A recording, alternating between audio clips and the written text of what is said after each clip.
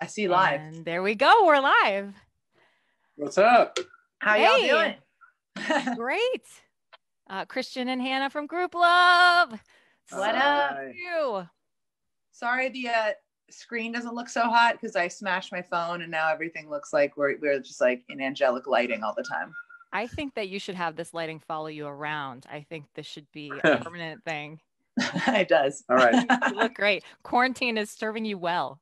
Oh, thank you. All right. So we're live on Facebook. We'll be taking questions from people who are at home, our at-home happy hour. So feel free to jump on, throw your questions on there. How are you? Where are you guys right now? We're in LA. We're at our house. We're here with our drummer, Ben, and our daughter, Willa. And we're just getting by. How is Chef Hamola? Oh, yeah, you pay attention. He's hooking it up every night. He is fattening us up, man. I'm like, I do not want to get out of this quarantine like 15 pounds heavier. It's like not funny. But it's so much fun to eat, you know? It is. There's nothing else to do. I mean, we look forward to dinner. I literally look forward to whatever Chef Hamola is making. Mm-hmm. Has he always been a chef, or has this kind of been one of those necessities because of the quarantining? No, he's always really enjoyed cooking. Yeah. He finds like it's his kind of meditation. So like, so be it. There he's in. I can agree with that. Yeah. Are you building him a coffee shop? I thought I heard something. You know, we want so Willa loves like playing coffee shop, and we were like, we should. And Ben is someone who every day would go to a local coffee shop on tour or wherever we are and sit and like have just a drip coffee and an espresso. And just like he really misses that. That's the one thing he really misses. And so we were like, let's build him a coffee shop in the garden. Like a pretend coffee shop. Yeah, like pretend. We could serve our normal coffee that we have down in the garden. Yeah. Make a sign. Willie can make a sign. You know, she can give him like graham crackers. Oh, I wonder if there is like a Fisher Price coffee shop that you could just order up and throw out there. Probably, yeah. But not on Amazon, because we're all trying not to order on Amazon right now. I can get behind that for sure. Oh yeah. So Benjamin's with you. Where is everybody else? And are you guys still coming together? And how is that happening? So we're not coming together. I'm just telling everyone now, but yesterday I got a call that I actually have the coronavirus, COVID-19. I'm not kidding. Yeah. This is just like so crazy, but we went to London 3 weeks ago and our manager got super sick when we landed. So we were all like, hey, when testing becomes available, we're all going to get tested to be safe. And yesterday I got a call and it was like, hey, this is the LA County Health Department. You tested positive for COVID-19. So what are the next steps? So it's just, I mean, basically hopefully everything that I'm doing, everyone else is doing. It's just stay in quarantine, stay clean. If I go out, which I'm not going to, mouth covered, gloves on. But it's pretty wild because I have no symptoms. Everything's dormant, I guess. And that's the scariest part to me about what's going on is that I'm one of those people that's just like a carrier, because at this point, it should pretty much be out of my system if I got it when our manager did. You know what I mean? I'm hitting over 3 weeks. So I'm actually going to go get retested tomorrow because I just want to know, we live like one of my favorite women, Grace Zabriskie, actually, who starred in our youth music video. She lives across the street and like we talk through a gate, but still, I just don't want to get anyone sick. It's kind of crazy. I can't even imagine. This just got so real. Yeah. Well, because you're concerned for yourself and obviously your daughter and Christian. And my husband and everyone. I mean, I'm surprised Ben and Christian's tests haven't come back yet, but with what we know, it's more than likely that they also have it. Mm-hmm. So it's just like, it's honestly just crazy because we've been doing these like Instagram lives every few days and just like keeping people's morales up. And then to be someone who's actually like, it's just everyone, it's crazy. It's everywhere. When you jump on and do these Instagram lives, which you've been doing a few of them a week, right? Mm-hmm. Yeah. And you say it's for morale. Is that for yourself and the band, or is it for your fans? I think it's a collective thing. At first I definitely was selfishly doing it for myself. We just dropped Healer like 2 weeks ago and we'd been planning to go on this tour for 2 years, and like the artwork and the stage design, the lighting and everything. Like it was just so, we were just like ready to go, you know, and then to not do that, there was this need to share music immediately. So we started, you know, for actually the first time ever doing Instagram live stuff and really like connecting with our fans on a really personal, very intimate level, which actually has been surprising because I'm sort of been a little anti-technology, I feel like, since, you know, whatever, I don't know why, many reasons, but now I'm like, oh, I see this like way that worldwide we're connecting with people. We're talking to people in Australia and Ireland and France and, you know, all over the United States. And it's just, it's pretty crazy. And it is fulfilling. I mean, it's obviously, there's a sense of like community there that's awesome, but there's also like this missing the ability to like touch and jump in the crowd and like all that stuff, which I miss. Yeah. Which even leading up to before the release of Healer, there was kind of everything was put in slow motion a little bit while you were dealing with some health issues. I know this has just been it's been wild. I honestly feel like I've been in training for this quarantine a little bit. Cause yeah, I had brain surgery last year, which was, you know, happening. I was having all these symptoms happen while we were writing the album. And then Christian was basically like, yo, you just go get an MRI. And what kind of symptoms were you experiencing? They kind of described it as like a slow stroke. So I was like losing sensation in my left arm and I was getting like tingly feelings. And I just am so in tune with myself physically.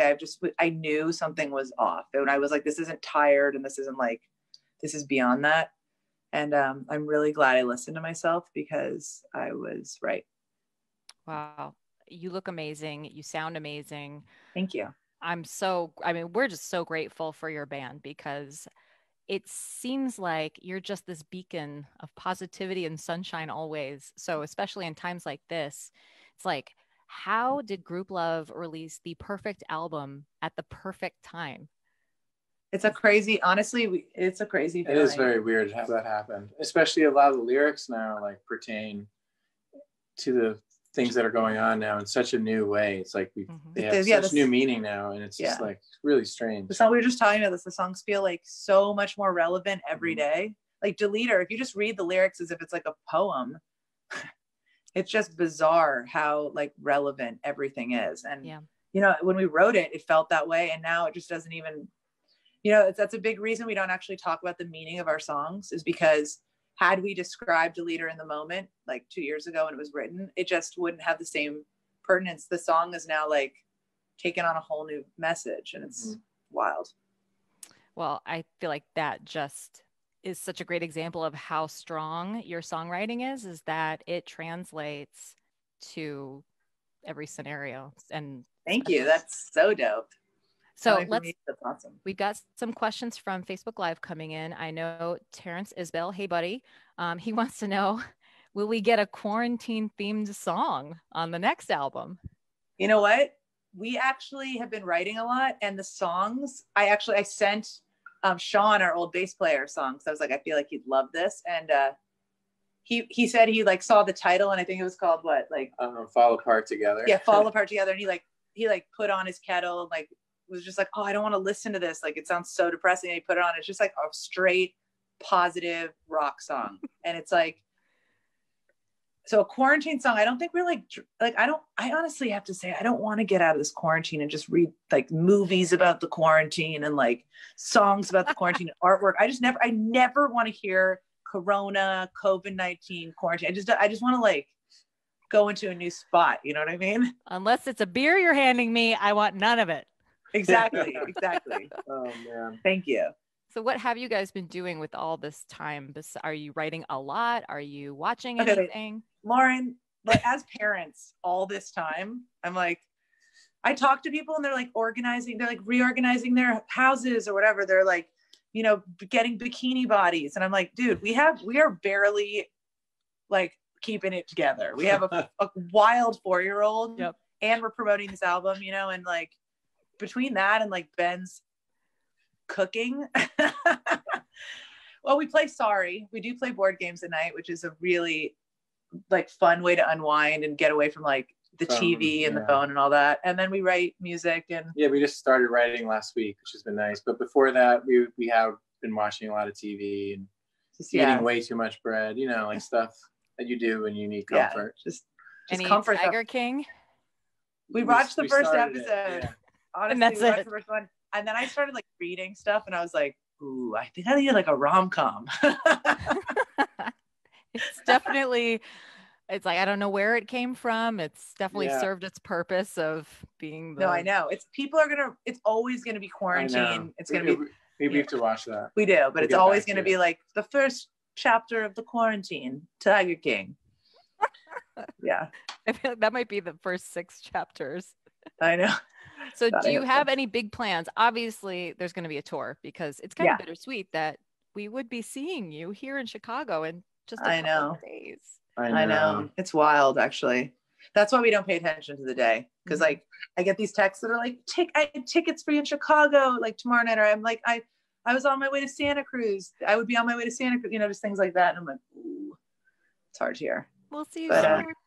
I know, definitely. And you know, whenever it's safe to tour again, a beautiful thing that we keep talking about is how people are going to know our album. And so instead of us, you know, introducing it to them, we're going to be sharing it and like singing it together. And that will be very healing, very apropos. Yeah. How appropriate. Exactly. All together now. How far are you getting along with your designing of a full body condom? Oh yeah, that's not hard. That's not hard. I read somewhere that you were going to make full body condoms. Yeah. Through the quarantining, just so we can get out there and be with people. I know, but now that I am Sketchy Magoo, I can't go anywhere. I can't do anything. It's insane. Sketchy Magoo's going to stick. Yeah, Sketchy Magoo. Yeah, it's unbelievable. So is it true that you actually had Healer written before going to Sonic Ranch and then scrapped the whole album? We had an album called Deleter written before we went to Sonic Ranch, and we you know, this is that album we wrote will be out eventually. But I have to say, the crazy thing about constantly creating is whatever the newest thing you're making is, it always feels to be the most important, you know what I mean? Or like the most honest, the most where you're at right now. So I think that like this album Healer needed to come first before we put Deleter, which won't be called Deleter anymore because we put Deleter on this album, but it will be like, it's more aggressive. And I actually am so grateful that we didn't listen to my lead and we put this one out first, because this album really is like needed right now. It's wild. It like really, if those songs are out there, it's more just like, so this is, more appropriate. More appropriate. It is so true, which, I know I've got to let you go, and we've got a very special performance coming up in just a couple minutes with Hannah and Christian from Grouplove. But maybe just to take us out from here, if people are struggling right now and self-isolating, and maybe they are alone, and they're scared and just maybe depressed, what are some things, coming from 2 so positive people, what are some things that maybe is your hack for self-care, or what brings you out of a funk? I mean, this guy, I know I'm not, but I have to say his mentality has really taught me over the years, as someone who has had to work through a lot of stuff to get to where I'm at right now. And he's just like always preaches that everything is temporary. You know what I mean? This is not going to be forever. And knowing that and slowing down and sort of accepting this is where we're at, and that this really is something that if we do right now all together, this will pass and we will come out of this stronger as a community. It's like a universal community, if that makes sense. Like, this is good, that we could make this world. I wish you could smell the air in LA, man. Like, the world is just the environment where it's healing. I mean, it's healing, just to put that. So, and along with it, you know, we are. Mm-hmm. Anything else, wise man? I speak for him, and it's funny. I'll speak like, Christian's like, I didn't say anything during the whole interview. You talked the whole time, and I'm like, but I took your wisdom. Yeah. And I think, you know, if you are alone, I think having the means to do stuff like this and like connect with friends you haven't seen in a while, or the friends you did see who live down the street you can no longer see, you know, just to keep in touch with everyone. I think that helps, because we're all going through it together, and it's nice to know that when you actually see someone's face, and even if it's through the phone, you know. And also, I would also say, it's okay to go through the emotions, you know, and it's important to share that and know that we're all going through it too. Like, we're sunny and positive, but dude, I got that call yesterday. I freaked out. You know, I wasn't like, yay, this is beautiful. I was like, oh my God, this is, you know, so like, this isn't like a performance. Like, we really are happy, but it takes work to come back to this place, you know? And I think that this is a time we all can work on being positive and like coming back to things with love. Well, that's really good advice. I will also add in Toss On, the new album from Grouplove, Healer. It just changes everything.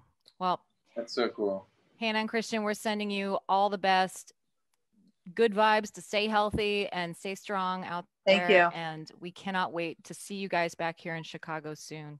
We can't wait. I have no idea. It's so good to see you too. You look beautiful. Oh, you do too. All right. Deep in quarantine, still looking good. Oh, you know, we got to do it.